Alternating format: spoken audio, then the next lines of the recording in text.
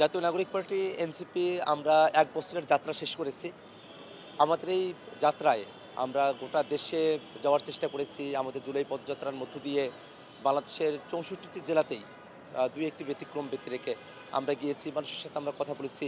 মানুষের সাথে মেশার আমরা চেষ্টা করেছি এবং আমাদের জাতীয় নাগরিক পার্টি এনসিপির যাত্রার শুরু থেকেই আমরা জনগণের পক্ষে কথা বলেছি। বিচার এবং সংস্কারের যে দাবি, একটা নতুন রাজনৈতিক বন্দোবস্তের জন্য আমরা সংস্কারের পক্ষে কথা বলেছি। ঐকমত্য কমিশনে আমরা ভয়েস রেইজ করেছি এবং বিচারের জন্য আমরা মাঠে সক্রিয় থেকেছি এবং সর্বাত্মকভাবে জনগণের পক্ষে দাঁড়ানোর আমরা কাজটা করেছি। এবং আমরা যদি দেখি জাতীয় নাগরিক পার্টি এনসিপির অর্জন হিসেবে ৬ জন এমপির কথা অনেকে আপনারা বলবেন, কিন্তু আমি এটাকে একটু আলাদাভাবে দেখি। মাত্র ৩০টি আসনে নির্বাচনে অংশগ্রহণ করার পরে ভোটের যে রেশিও, সে হিসেবে জাতীয় নাগরিক পার্টি এনসিপি একেবারে সামগ্রিকভাবে গোটা বাংলাদেশে ভোটের রেশিওতে ৩য়তম অবস্থানে অবস্থান করছে।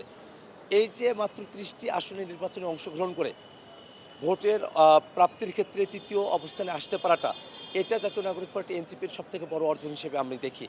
এবং সংসদে আমরা ৬ জন এমপি আছি, কিন্তু এই যে ভোটের মাঠে ৩০টি আসনেই আমরা ৩য় বৃহত্তম দল হিসেবে আমাদের এই আত্মপ্রকাশ, সেটা আমাদেরকে সবথেকে বড় অর্জন হিসেবে আমরা এটাকে বিবেচনা করি। এবং সেটা আমাদেরকে দেখায় যে আমরা যদি আরও বেশি আসনে আমরা ইলেকশন করতে পারতাম, সেক্ষেত্রে হয়তো আমরা আরও বেশি পরিমাণে ভোট আমরা অর্জন করতে পারতাম, আরও বেশি পরিমাণে সংসদ সদস্য আমরা পেতে পারতাম। তো এই জিনিসটা আমাদের একটা গ্যাপ হিসেবে আমি দেখি যে আমরা খুব বেশি আসনে এবার ইলেকশন করতে পারি নাই। এবং আমরা স্বীয় পদ্ধতি হিসেবে দেখি যে আমরা খুব অল্প একটা সময় আমরা পেয়েছি। যদি আমরা আর কিছু বেশি সময় আমরা পেতাম, সেক্ষেত্রে হয়তো আমরা আরও বেশি পরিমাণে আমরা বেশি জায়গায় আমাদের সংগঠনের বিস্তৃতি আমরা ঘটাতে সক্ষম হতাম।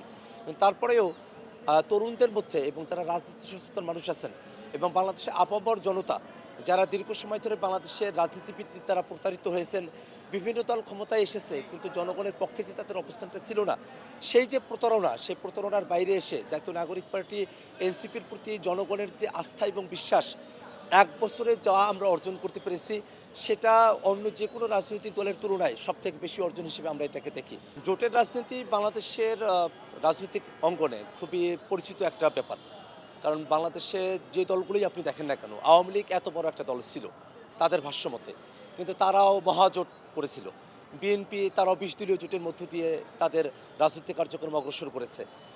এবং আমরা যদি দেখি জাতীয় নাগরিক পার্টি এনসিপি হিসেবেই শাপলাকলির যে ব্র্যান্ডিং, সেটা কিন্তু সারা দেশের মানুষের কাছে এটা পৌঁছে গেছে। এনসিপি তার সক্রিয়তার জায়গা থেকে সারা দেশের সবগুলো ইউনিটে আমরা কিন্তু আমাদের কমিটির কার্যক্রম বিস্তৃত করতে সক্ষম হয়েছি। বাংলাদেশের রাজনৈতিক মনস্তত্ত্ব যদি মানুষের মধ্যে আমরা খেয়াল করি, তাহলে এনসিপি একটা আলাদা অবস্থান তৈরিতে সক্ষম হয়েছে।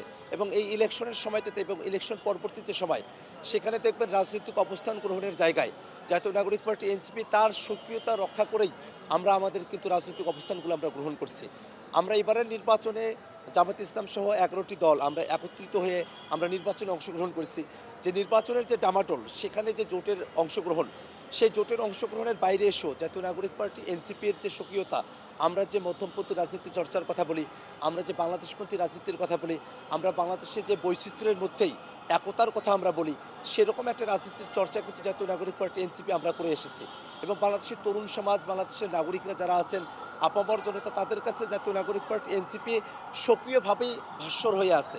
এবং আমরা দেখি যে আমরা খুব অল্প সময়ে যতটুকু মানুষের কাছে আমরা পৌঁছাতে পেরেছি, সামনের দিনগুলোতে জাতীয় নাগরিক পার্টি এনসিপির প্রতি জনগণের যে আস্থা এবং বিশ্বাসের জায়গা তৈরি হয়েছে, তাতে করে জাতীয় নাগরিক পার্টি এনসিপি তার সক্রিয় যে ধারা আছে, সেই ধারায় আমরা আমাদের রাজনীতি পরিচালনা করব। জোটের রাজনীতি সেটা জোটবদ্ধভাবে বাংলাদেশের একটা বৃহত্তর জায়গা থেকে আরও বেশি মানুষকে কানেক্টেড করার জায়গা থেকে কিছু লক্ষ্য এবং উদ্দেশ্যকে মাথায় রেখে যে জোটবদ্ধ রাজনীতি, সেটা যেমন একটা চলমানতা রয়েছে, তার বাইরে গিয়ে জাতীয় নাগরিক পার্টি এনসিপির সক্রিয় যে রাজনীতি, একটা নতুন বন্দোবস্ত প্রতিষ্ঠা করা, বাংলাদেশ পন্থার রাজনীতি, বাংলাদেশে একটা মধ্যমপন্থী রাজনীতির চর্চা করা, সেই রাজনীতি বাংলাদেশের সবথেকে প্রধানতম রাজনীতি হয়ে উঠবে, এটাই আমাদের আশা।